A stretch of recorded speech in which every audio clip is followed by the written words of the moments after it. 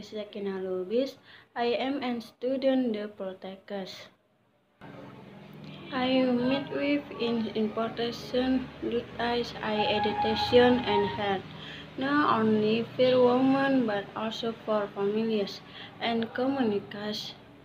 These activities include antenatal education and are referred to become parents who can expand in defense of women's health, extending of friends and care.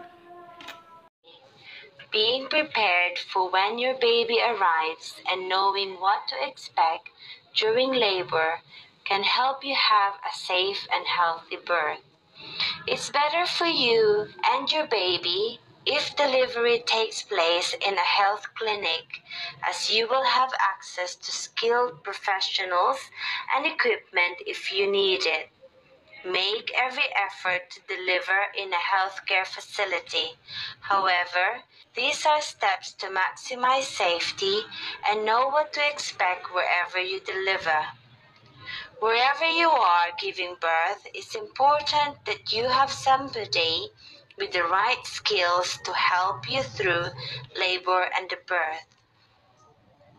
This could be your local midwife or skilled birth attendant, and you need to make sure you contact them as soon as you experience the first sign that you are going into labor. If you know your estimated date of delivery, you should plan to travel closer to a health clinic around the time of your birth. Now, let's see what happens during a normal delivery. Before labor starts, you will need to prepare by making sure you have access to clean water and a way to heat it. Wherever you're planning to give birth, it's important that you have a clean, comfortable place to give birth in. When attending delivery, the midwife will usually bring the things they need to help you have a safe and clean delivery. These should include a new razor blade or scalpel, gloves, and clean cloths for you to lie on and wrap your baby in after birth, ensuring that the baby is kept warm and dry. If you do not have time to travel to a healthcare facility, you may also want to prepare all of these things yourself before you go into labor. Avoiding the risk of infection is very important, so precautions should be taken to protect both you and your baby. This can be controlled very well in a healthcare facility, but is more difficult to control at home. All instruments used to cut the umbilical cord, such as scissors and knives, need to be sterilized before they can be used. This is done by boiling them in water for at least 30 minutes. Ideally, the midwife should use a new sterile razor blade or scalpel to cut the umbilical cord as they would if you were delivering in a clinic. The midwife or doctor should wash their hands thoroughly with soap in clean running water. And finally, they should put on new or clean gloves. The midwife or doctor will check that your labor is progressing normally. To do this, they will feel your tummy and make sure you are not bleeding heavily. They will make sure you are drinking water and passing urine. They may also check the baby's heartbeat and monitor your pulse and temperature. The midwife will also support you through labor by reassuring you and helping you cope with the pain of contractions.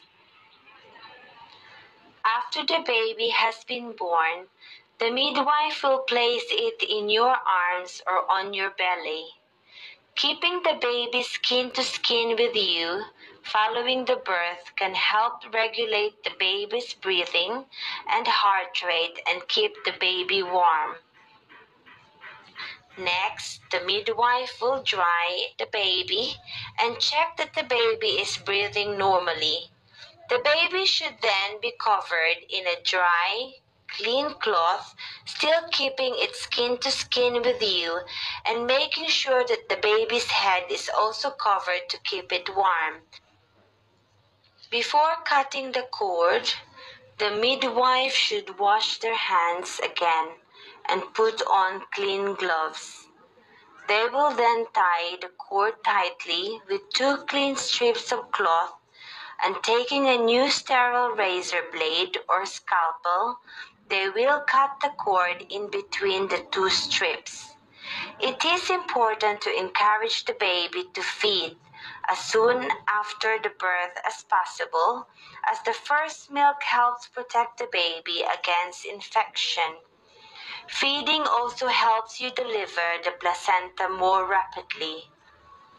The placenta should deliver on its own within 30 minutes of the birth.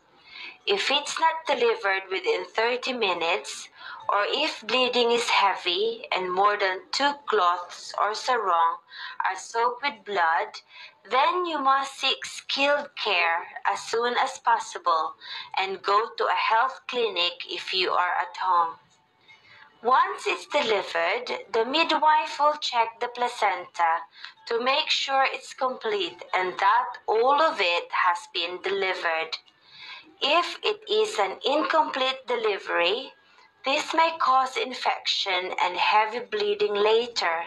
If this happens, you should seek skilled medical care at a health clinic. Finally, the midwife will check how you are doing and advise you on how to feed and care for your newborn baby. So those are the steps to a normal delivery. It's better for you and your baby if the delivery takes place in a health clinic, as you will have access to skilled professionals and equipment if you need it. However, no matter where you deliver, you should follow these steps to help you have a safe and clean delivery and a healthy baby.